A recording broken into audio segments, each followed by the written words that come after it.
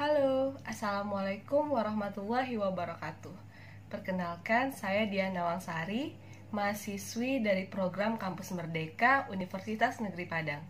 Baiklah, pada video pembelajaran hari ini, kita akan membahas materi kelas 8 pada KD 3.2 tentang materi cahaya dengan menggunakan Problem Based Learning Model atau model pembelajaran yang berbasis masalah. Selamat menyaksikan. Assalamualaikum warahmatullahi wabarakatuh. Selamat pagi anak-anak. Baiklah, sebelum kita memulai pembelajaran, terlebih dahulu kita berdoa sebelum belajar. Bismillahirrahmanirrahim. Raditu billahi robba wa bil islami dina wa bi muhammadin nabiyya wa rasulah. Rabbi zidni ilma warzuqni fahma. Amin. Nah, setelah berdoa, Ibu akan cek absensi terlebih dahulu ya anak-anak. Silahkan angkat tangannya dan katakan hadir jika namanya tersebut. Nah, absen yang pertama, Ani Susanti. Hadir, Bu. Budi Susanto. Hadir, Bu. Selanjutnya, Cynthia Putri. Saya, Bu. Diki Prasetyo. Ya, Bu. Nah, alhamdulillah anak-anak Ibu hadir semuanya di kelas dengan bahagia. Baiklah, kita akan melanjutkan proses pembelajaran kita pada hari ini. Nah, materi bahasan kita ada pada KD 3.12 dan 4.12.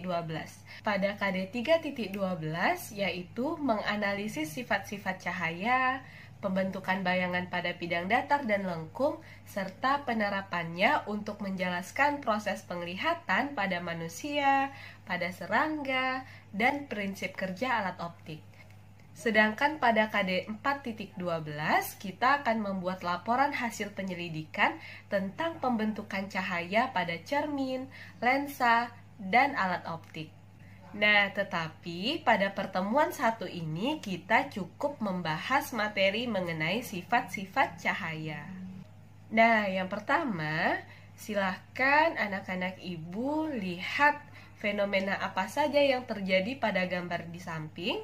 Nah, yang pertama itu ada fenomena pensil atau sedotan yang dicelupkan ke dalam gelas berisi air akan terlihat seperti patah. Nah, peristiwa yang kedua adalah fenomena fatamorgana. Fenomena fatamorgana ini biasanya terjadi di tanah atau bidang yang luas dan panjang yang terlihat basah pada siang hari. Fenomena yang ketiga yaitu bintang yang terlihat lebih dekat ke bumi dari lokasi aslinya. Dan fenomena yang keempat adalah ketika kita melihat dasar kolam atau sungai yang jernih seakan-akan terlihat dangkal. Nah, pastinya anak-anak Ibu akan bertanya, mengapa fenomena-fenomena di samping bisa terjadi? Betul? Nah, sebelum kita membahas kenapa ya fenomena-fenomena yang tersebut tadi bisa terjadi, sebelumnya kita harus tahu apa tujuan pembelajaran kita pada pagi hari ini. Nah, yang pertama, peserta didik secara cermat mampu menjelaskan sifat-sifat cahaya. Yang kedua, peserta didik secara teliti mampu mengidentifikasi berbagai macam sifat-sifat cahaya. Yang ketiga, peserta didik secara teliti mampu melakukan berbagai macam percobaan mengenai sifat-sifat cahaya. Yang keempat, peserta didik secara jujur dan bertanggung jawab mampu menyajikan hasil percobaan di depan kelas. Sekarang kita akan melakukan pembagian kelompok belajar. Kelompok belajar ini akan diisi oleh 5-6 peserta didik dalam satu kelompok. Kelompoknya sudah dibagi ya. Selanjutnya kita akan melakukan sebuah praktikum. Pada kegiatan praktikum nanti kita akan melakukan 3 kegiatan pengamatan. Kegiatan yang pertama yang kita lakukan adalah mengamati arah rambat cahaya. Yang kedua, kita akan mengamati bagaimana cahaya dapat dibiaskan. Dan yang ketiga, kita akan membuat sebuah laporan pengamatan dari hasil kegiatan praktikum yang sudah dilakukan.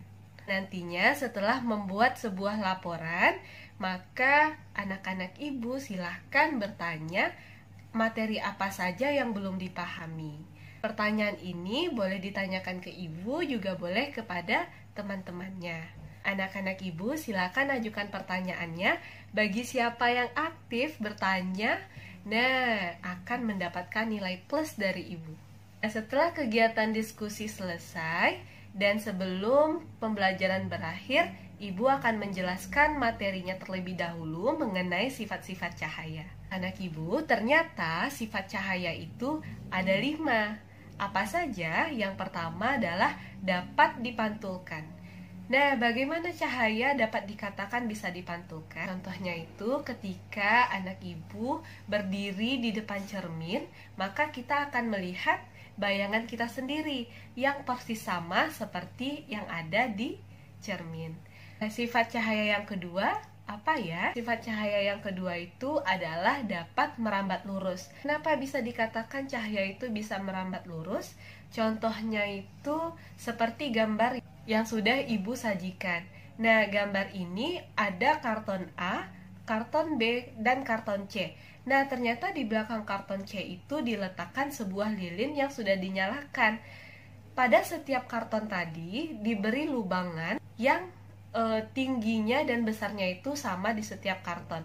Jadi nanti ketika anak ibu meletakkan mata pada lubang, maka akan terlihat lurus cahaya lilin yang ada di belakang karton C. Sifat cahaya yang ketiga adalah dapat diuraikan.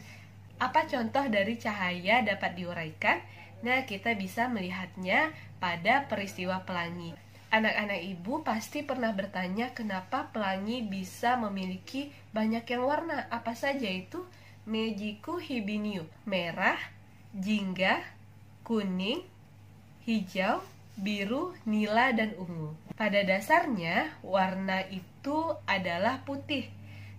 Karena terkena sinar cahaya matahari, maka akan tampak uraian cahaya yang membentuk banyak warna tersebut. Sifat cahaya yang keempat adalah cahaya dapat dibiaskan atau dibelokkan.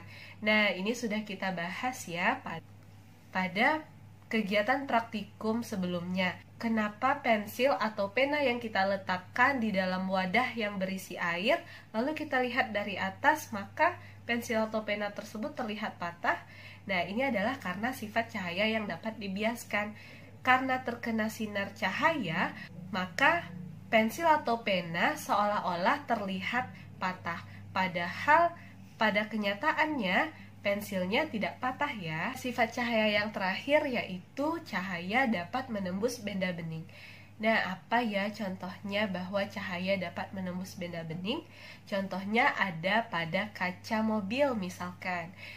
Kaca mobil itu kita bisa melihat orang yang ada di luar, dan orang yang di luar juga bisa melihat kita, tetapi dengan syarat jika kaca mobilnya tidak terlalu gelap. Atau kita juga bisa lihat pada jendela yang ada di rumah atau jendela yang ada di sekolah.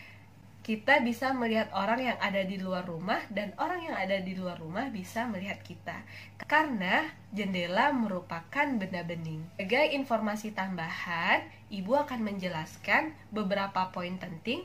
Yang pertama, cahaya adalah energi yang berbentuk gelombang elektromagnetik yang tidak membutuhkan medium atau perantara dalam perambatannya. Yang kedua, benda yang dapat memancarkan cahaya itu disebut dengan sumber cahaya. Apa saja contohnya? Contohnya itu ada matahari, lampu, senter, dan lilin, atau berbagai jenis benda lainnya yang dapat menghasilkan cahaya. Yang ketiga, perambatan cahaya di ruang bebas dilakukan oleh gelombang-gelombang elektromagnetik. Yang keempat, cahaya adalah gelombang elektromagnetik, sehingga cepat rambatnya sama dengan cepat rambat gelombang elektromagnetik yang nilainya 3 × 10⁻⁸ meter per second. Yang terakhir, yaitu cahaya merupakan pancaran elektromagnetik yang dapat terlihat oleh mata manusia secara langsung. Jadi, untuk dapat melihat cahaya, kita tidak membutuhkan alat bantuan lain. Kita dapat melihat cahaya dengan mata langsung. Sekian materi yang dapat Ibu sampaikan pada pertemuan hari ini. Untuk pertemuan selanjutnya, Ibu akan memberikan tugas untuk materi pembentukan bayangan pada cermin datar dan cermin lengkung. Nah, anak-anak Ibu silahkan dibaca-baca bukunya mengenai materi ini. Dan sebelum masuk pembelajaran untuk minggu depan, Ibu akan melakukan pretest mengenai materi ini. Jadi, silakan dibaca-baca dan dipahami mengenai materi ini ya. Baiklah, Ibu sudahi pembelajaran pada hari ini. Semoga ilmunya bermanfaat. Wabillahi taufiq wal hidayah. Assalamualaikum warahmatullahi wabarakatuh. Nah, gimana teman-teman? Sekian video pembelajaran mengenai KD 3.12 kelas 8 SMP atau MTS menggunakan problem based learning atau pembelajaran berbasis masalah. Terima kasih sudah menonton.